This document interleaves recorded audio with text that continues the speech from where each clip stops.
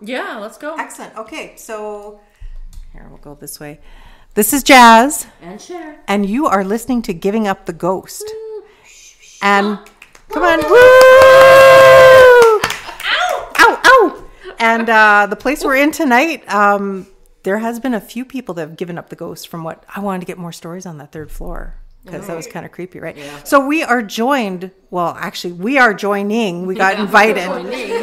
This is not our, no, it's still the thunder. No. We were honored to be asked by Kelly and Ashley from the Winnipeg Paranormal Group to come down to Elie, Manitoba. Oh, look at that there. There's a phone right by it, though. Oh. Does that really affect it that badly? Oh, okay. Yes. Freak me out. Damn it. Their K2 meters going off. Yeah. So we are, how do we pronounce the name of this gorgeous B&B? It is L'Auberge. And then Clemence. B&B and tea house, right? Tea room? B&B and tea? Retreat. B&B retreat and tea. It used to be a tea house. Used to be a tea house. Okay. So, so the ladies have been here Friday night and we joined them on Saturday evening and they're going to be here tonight as well. So they're probably going to get some freaky stuff happening to them tonight, I think. Well, we did just put some research together, or I did. You did. I didn't do anything. As I was making your shirts. Yes. Thank you. I just have a awesome. I was entertaining. A lot of this already, Linda, who is the owner of this lovely establishment, is sitting in and talking with us. I didn't introduce you before, so she probably already knows a lot of this, but I'm just going to give a rundown. How do you say the proper name again? How do you say the name of L'Auberge?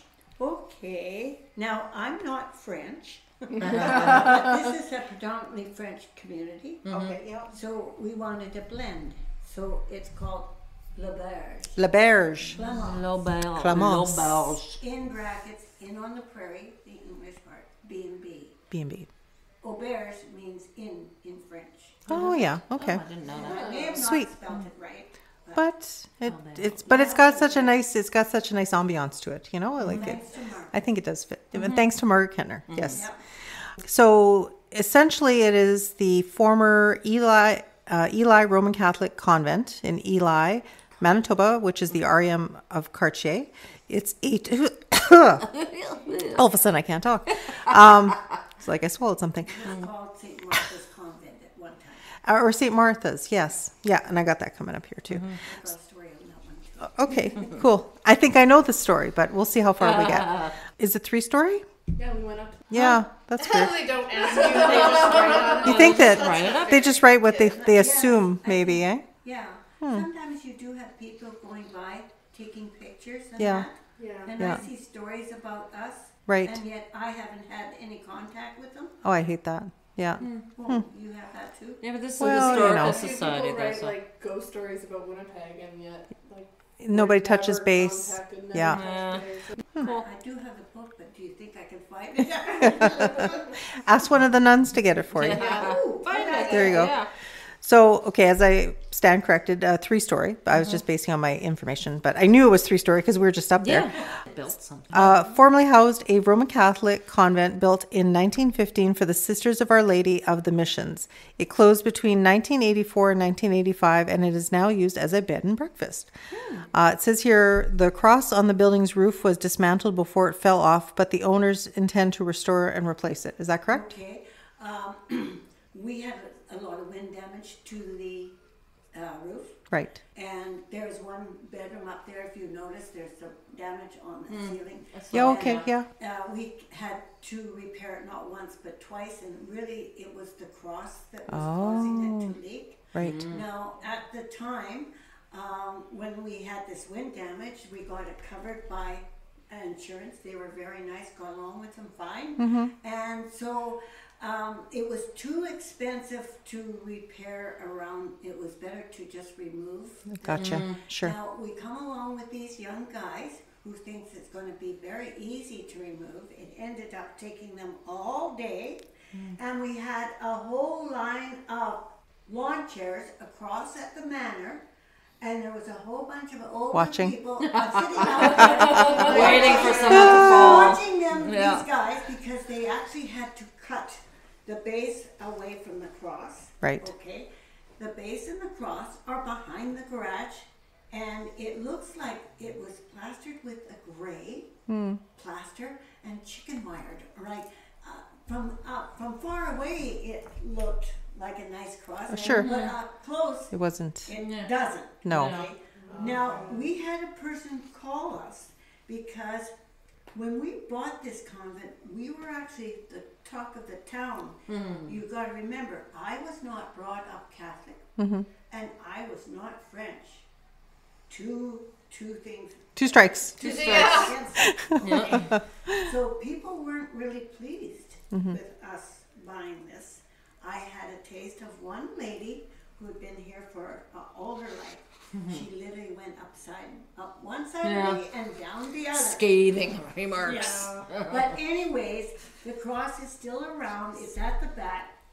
We do plan on putting it up somewhere. We haven't figured out where yet. Have I covered all that? Perfect. No, that works.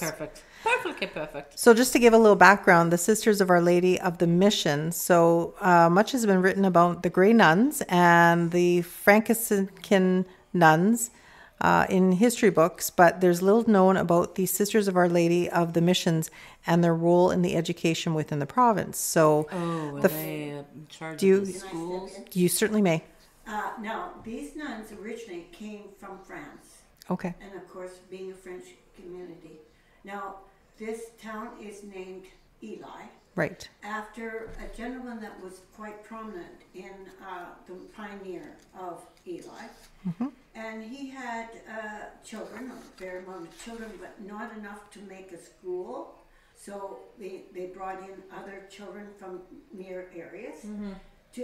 And he wanted to see a school Built, and the nuns always taught. Yep. And so he brought Beat the children with a stick. He brought these nuns over from France, and they were mainly, their job was to teach the children. Right. But one thing led to another, and this convent was not their first place, but it was their second place. Right. That The position Yeah. light is flashing.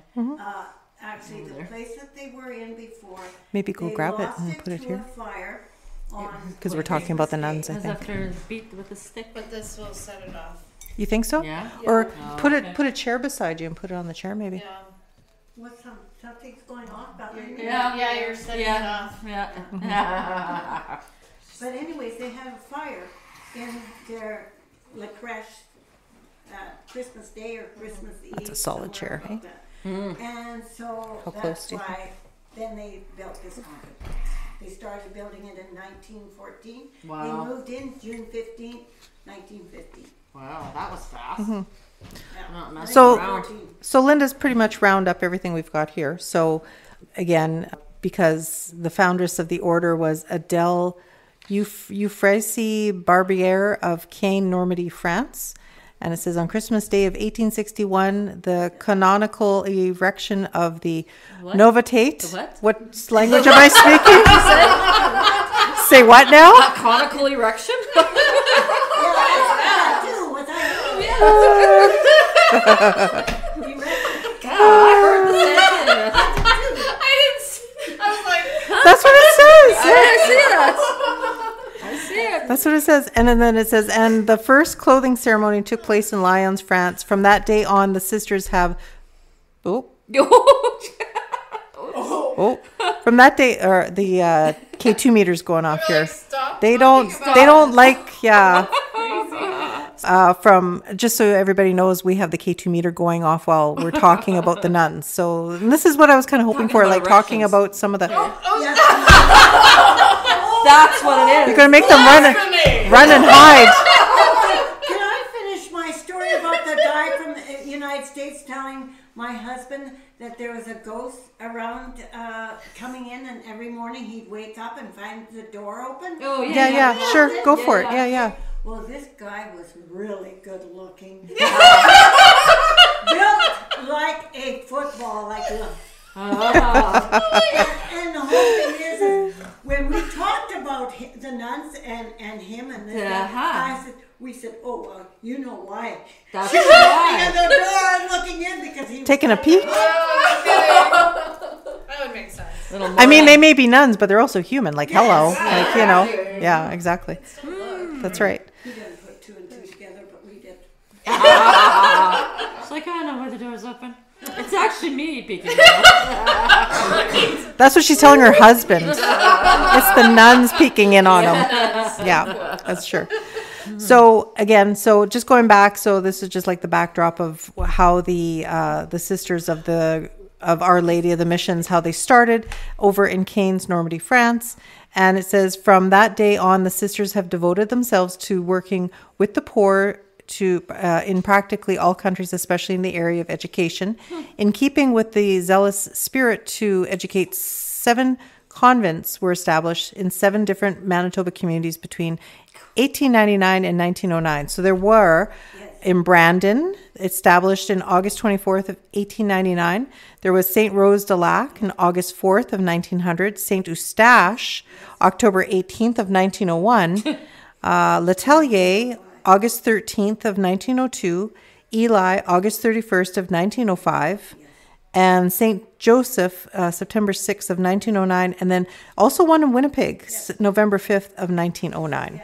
Oh, the poor Winnipeg nunnery? And Yeah, we I don't know. dealt with the ones that were in Winnipeg when we were buying from the nuns. Okay.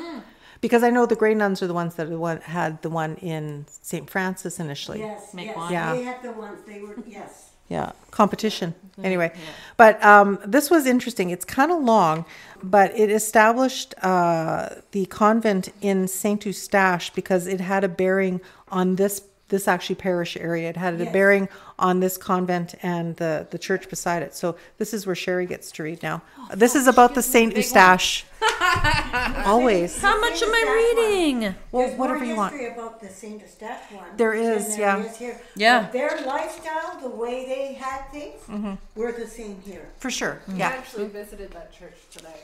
Did Oh, you? did you? Yeah. The cemetery. Okay. It says 30 miles due west of Winnipeg and 5 miles to the north of the Trans-Canada Highway lies the little French and Métis village of Saint Eustache. This hamlet, the center of a large wheat-growing area, had its beginnings in 1885 when settlers were attracted from the low-lying and frequently flooded land, of Bailly, St. Paul, and Marquette, 4 miles away, to the fertile soil on high land over the south bank of the Assiniboine River. Father Reverend Arcade Martin was then in charge of the scattered families. And he sounds like he's very angry, that dude. I don't know why. It just sounds like a very severe name, yes. It was he who had chose for the new parish and village who dropped him. The name of Saint Eustache, patron of hunters. Oh, I didn't know that. Saint Eustache is the patron of hunters. Since the land around abounded in game and parishioners were devoted to the hunt. The first church of the new parish was soon built of logs and raised on 4 poles. Later, a school was erected, and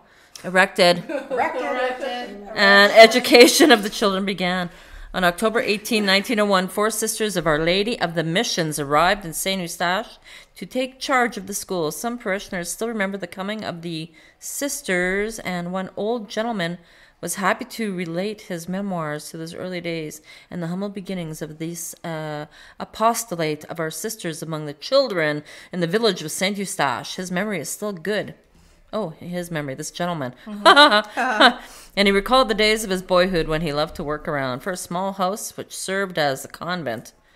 And nun messages, what? Oh, and run messages for the sisters. I need better glasses. In 1904, the new building destined to be henceforth the sisters' dwelling place was blessed and opened by the Bishop of Manitoba, His Grace Archbishop Langevin.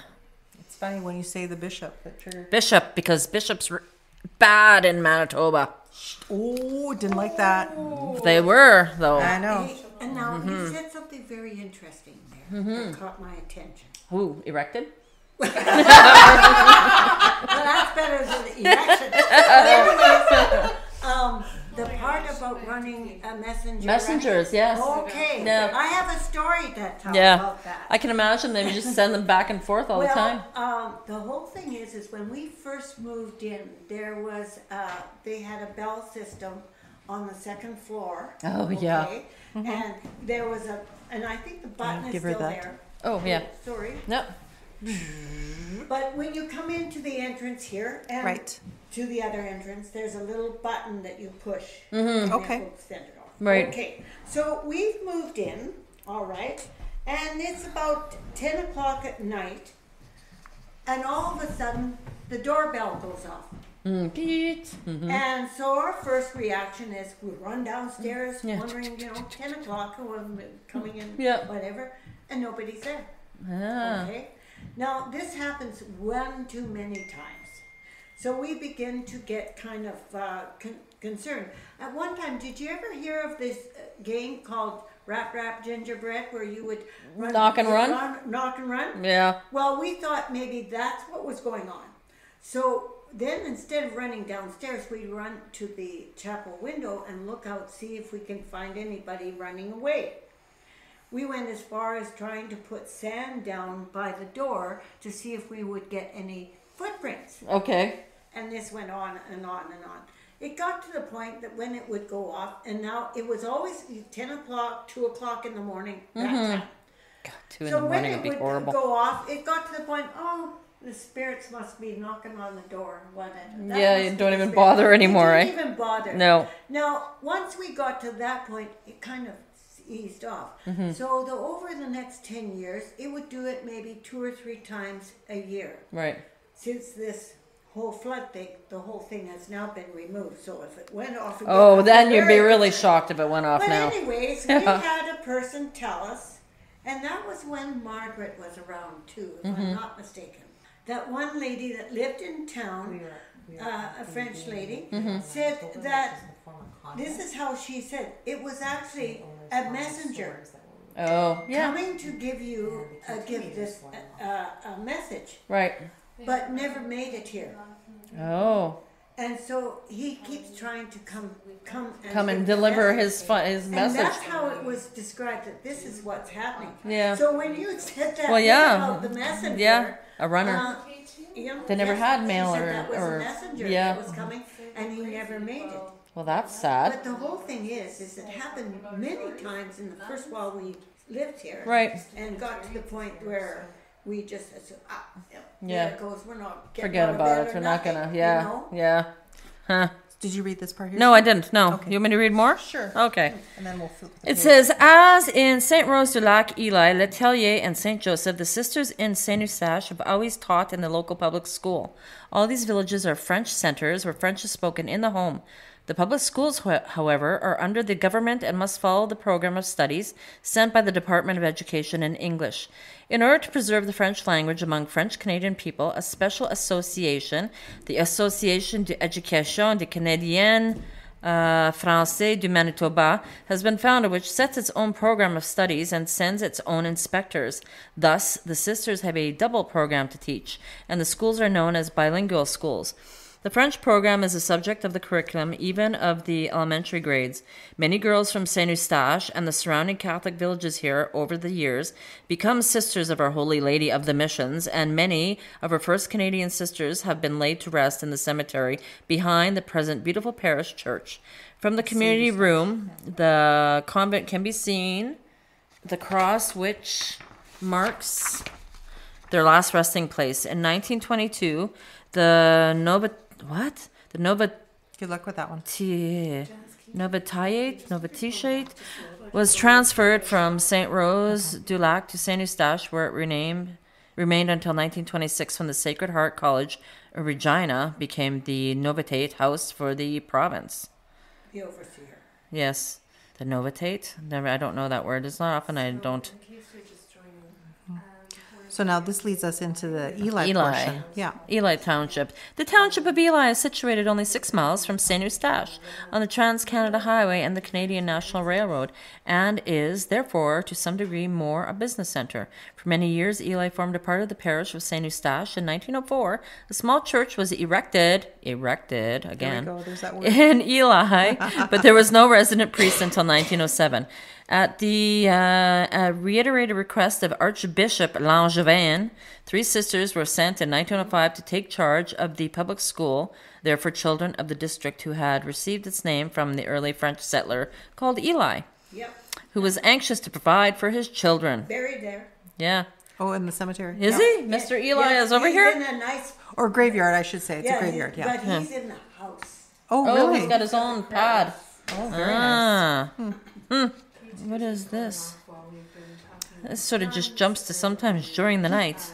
Yeah, that was just part of Eli. There was the history of there was the fire. Yes, it was. Oh, yeah, I see that. Christmas Eve, somewhere, New Year's Day, one of those where the fire happened in the crash. Thanks for watching. And burned it down, burned Oh. the place down. Yeah, it says the saddest event in the history of Eli was the complete destruction by fire of the house that had been acquired later as a residence for the sisters on New Year's Day 1912. Weather being bitterly cold, and the crib of the little chapel caught fire in a short time owing to the absence of sufficient water supply. It's not like you can pump your pump any faster. Exactly. Yeah. The whole building was burnt to the ground. When the sisters arrived from St. Eustache, they found a little community of Eli and neighboring house had lost everything, and not even a scarf or anything.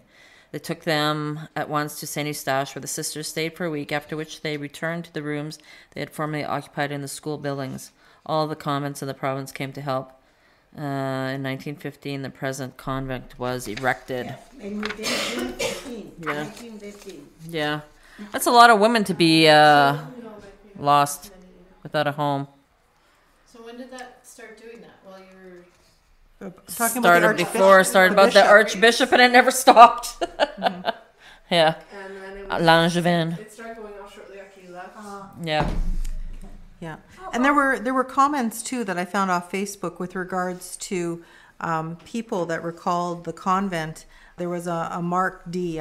We don't give last names, so No. there was a Mark D. who said he went to school in the convent when the grade school was being expanded.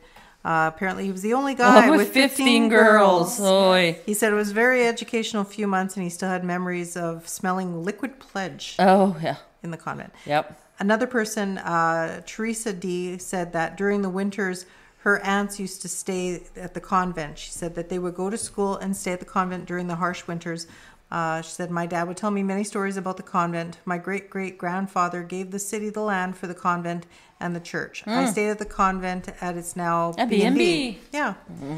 So I guess that was Eli that she was talking about. Yeah. Another monumentous occasion that happened in Eli was the yeah. unfortunate tornado that hit, right? That's right. Oh, 15 years I ago? remember that one. Yeah. I was part of that. Yeah. And it was Canada's only F5 tornado that tore path of destruction through the town of Eli, Manitoba. Surprisingly, the tornado did not cause any fatalities to human life, but dozens of houses and land and property were flattened, helping to give the F5 reading the old Fujitsu scale. Fujita scale. Fujita scale.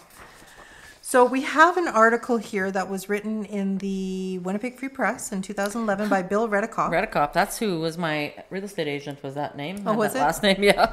So we've heard a lot of stories this evening from Linda. Her and her husband John. They began to take over. What year did you build? Take over? We sorry. bought it officially took over August 27, 2002. 2002. Okay. And Cool. we had our first guest unexpectedly because we weren't ready, but due to a very bad storm, we had our first guest on January 18th, 2003. Oh, well, And yeah. we filled That's the short time place. to, yeah. And we filled the place with people sleeping on cots. Okay? And it was the first time that it was my mother's birthday, that's why I remembered it. No. Oh, yeah. And my brother-in-law and sister and my mother came to stay, and this storm came in. My brother-in-law is a bank manager. Ah. When we initially told him that we were buying this place from the Nuns, he wrote us a 3-page letter on all the reasons why we should not buy it. Oh, really? And he ended up by saying, not necessarily you will build it, that they will come. Oh, yeah. He Gotcha. comes from Yeah. the very first time, and we filled the place, and we didn't even. My husband caught him looking under a large table in here, thinking, if worse comes to worse, I could get a sleeping bag And sleep under under the there. table. Yeah. Isn't that strange? Yeah. That happened. Very cool. Where did the girls go? So you can find us on Facebook, Instagram, not as much Instagram, but Yeah, TikTok, we did Twitter, but, Twitter, that's Twitter you know, burning up in a Facebook is bullet our big thing where everybody gets a hold of us and we interact. So that's very cool. Thanks for joining us tonight. Again, this will be split up in a few different episodes. And as we like to say, remember to live every day like it is your last. But never give up the ghost. Never give up the ghost. See, you say, Never give up the ghost. Never give up the ghost. good night to the nuns. Thank you. Thank you, Linda.